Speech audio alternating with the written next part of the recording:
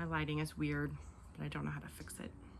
Hey friend, welcome. I'm Jen. I'm a part-time online clothing reseller, which means I go to thrift stores, I buy used clothes, I list them on eBay and Poshmark, and I sell them for a profit. Today is Thursday. Is it Thursday? August 15th, and I have only 2 sales. But I am not sad because these are both what I would consider BOLOs. They both sold for over $50 and they sold in less than a week. Both of them I think I had listed for 3 days on eBay and 2 days on Poshmark, and they both sold on Poshmark. Crazy. I'm excited. They both have stories, which is also fun. So this is a purse.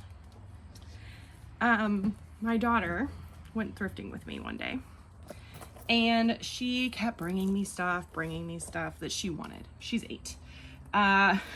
So, you know, there were headbands and there was nail polish, and it's just this little store. So she could kind of wander around the store and be completely safe because I could see her the whole time. And anyway, she brought this person's little crossbody bag and she was all excited. And I was like, yeah, you can't have that.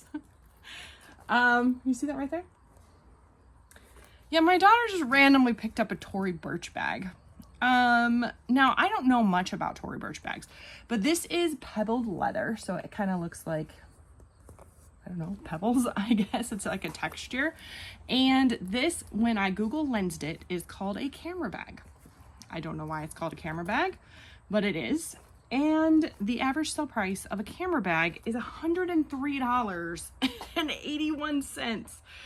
A used one on eBay. Crazy. So yeah, my poor sweet daughter had to give up the purse. She was not happy about it, but I made her a deal that when this sold, I would take her to the thrift store and she could pick out whatever bag she wanted. I mean, within reason. If we find another Tory Burch bag, she can't have that. Maybe that's mean to take away a Tory Burch bag from an 8-year-old, but I think I was within reason here. I don't... My lighting today, I'm so sorry. I listed it for $126, $25. Someone offered me $106. I said, yes, thank you very much. That will be lovely. Here it is for you. Guess how much I paid for it? You're never gonna believe. You might, because you know that I have, well, maybe you don't know. Maybe you know. If you know, man, it's so crazy with this video today. If you have seen any of my videos before, you would know that I, in general, have a pretty low cost of goods. My average is between $2 and $2.50. I have a couple thrift stores that I have a very low cost of goods on, and this was one of them, and I paid 75 cents for this. Blows my mind. Blows my mind. I am very, very grateful. I don't normally sell stuff like this. I don't normally find stuff like this. I didn't even find it. My 8-year-old did. Most of what I sell sells between, I think my average sale price is like $25. So this makes me super happy. Anyway, my profit is, this is not the right label. Ooh, that could have been major bad. Okay, hold on. This is the right label. My profit is $84.05. I'm like super excited and very humbled and like super excited and just amazed. It just amazes me. So the next item is like completely different, but also a BOLO, also sold within 2 days on Poshmark. This is a Carhartt. Oh my goodness. Okay. I'm just so excited that I can't even believe it. So here, I'm going to tell you a couple things about Carhartt, that it, for me, is good information. Maybe it will be good for you. I don't know. On the tag, there's a number, and this one is really, really worn. But this one on the bottom, and newer ones that are like crisper and much easier to see, but this one says JQ243. I wasn't sure it was a Q, so I did J0, JO, and then finally I was like, oh, I wonder if it's a Q. It was a Q. Also, this little star right there means it was made in the United States. And then on the back, it has a union tag. All of those things with Carhartt tend to be really, really good. Made in the USA and union made. So anyway, I looked this up. Okay. My sister gets storage units sometimes, and it's usually hard goods. They sell hard goods. They use like an auction. I don't know what all they do, but sometimes they'll be closed. 2 years ago, she ended up with a storage unit that was like all closed, and I made over $3,000, I think, on that. So, Ellie, if you're watching, you're awesome. Thank you. But she had gotten a storage unit recently and texted me and was like, I have a ton of like Wrangler jeans, and sometimes Wrangler can be really good. So she brought me, I think like almost 50 pairs of Wrangler jeans. And she was like, I have this Carhartt, it's really trashed. And I was like, toss it in, we'll see. So I don't know if you can see, but it's like just worn all over. There's pretty major like rips on this, all disclosed. It has like a smell to it. It's not terrible, but it's not great. It just kind of smells like musty, like it's been stored for forever, which it has.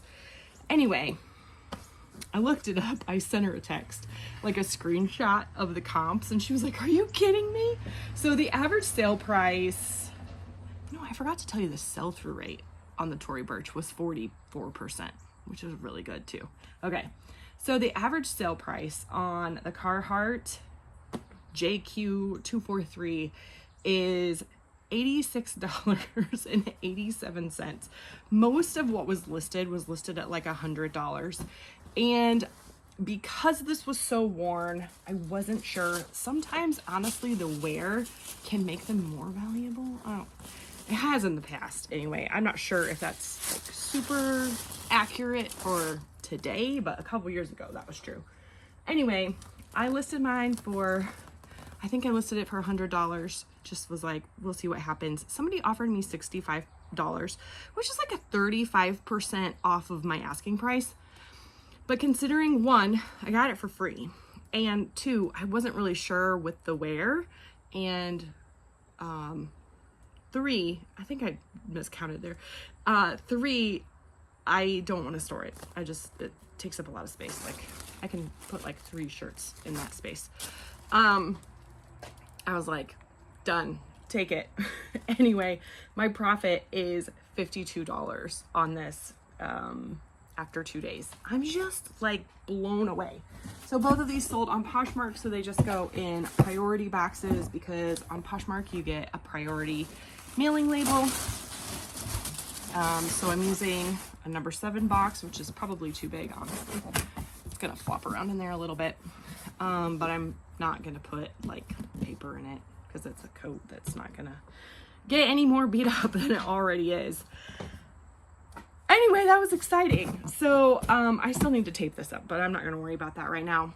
I'm also excited because I came home yesterday.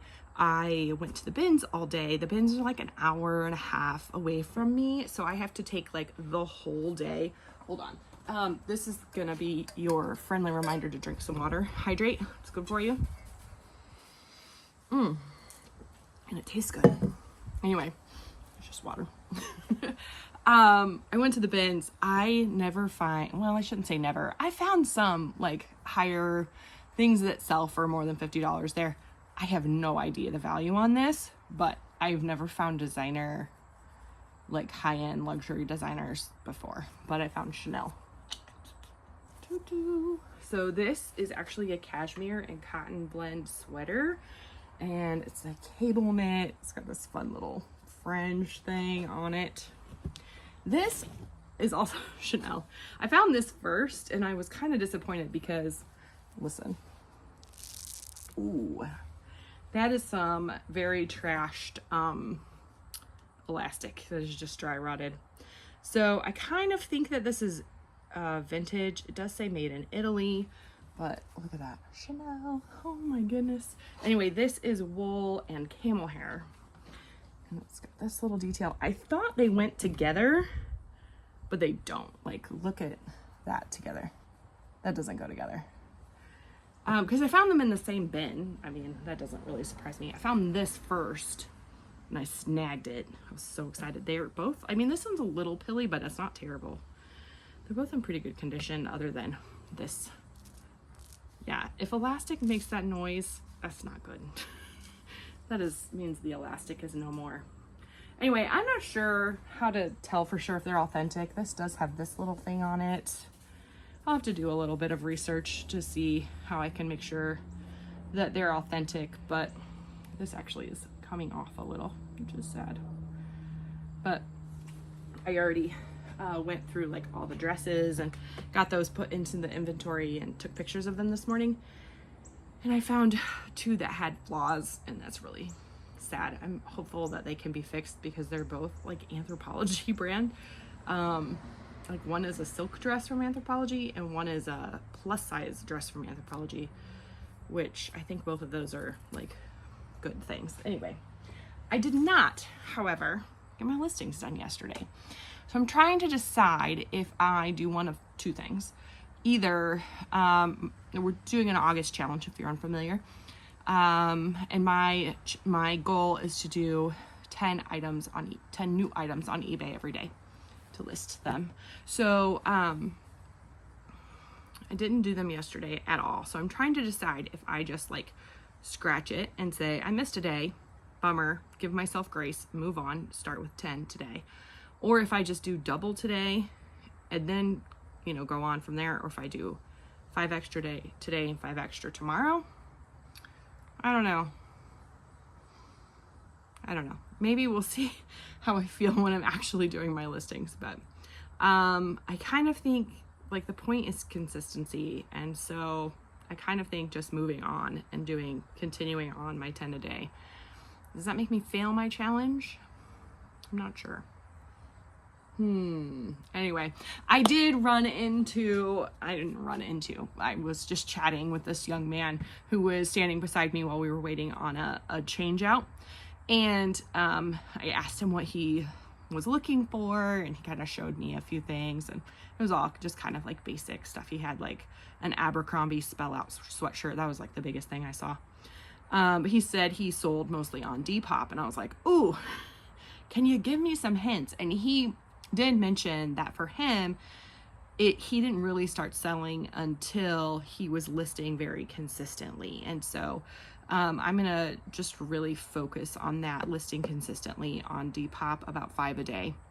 So I had kind of gotten discouraged and stopped listing on Depop. That was one of the goals I had in my head. I think it's only just been like 3 days that I haven't listed on Depop, but I just was feeling discouraged because I hadn't sold anything, and I put some really good stuff on there. So I don't know. Or maybe not. Maybe I haven't put good stuff on there. That I know it's a younger demographic. And obviously, I don't know, maybe this stuff will sell on there, but okay. I feel like I'm rambling, but clearly I wanted to talk to you today. So let me know how you're doing with your challenge in the comments below. And then I want to know, yesterday I asked about your favorite fast food. Here's the question. If you had to choose, would you pick a hamburger or chicken nuggets? Not like, doesn't have to be nuggets from McDonald's, but like any kind of, if you have to choose one of the two, would you choose a hamburger or cheeseburger, or like some sort of chicken nugget tendery kind of thing? Most of the time I would choose chicken nuggets, I think. Not McNuggets from McDonald's, gross.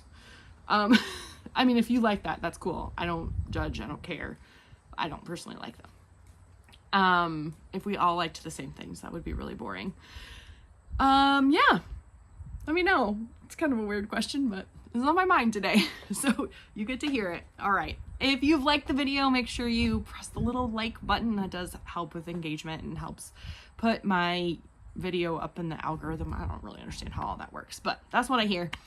Subscribe if you haven't already. I do videos very similar to this, kind of chatty and random and a little chaotic, but that's me. Every day except Sundays at 8 p.m. Eastern. It just kind of shares, I just kind of share what like a realistic look of what is selling for a part-time reseller in the Midwest. So thank you so much for joining me. I appreciate you. I'll see you soon.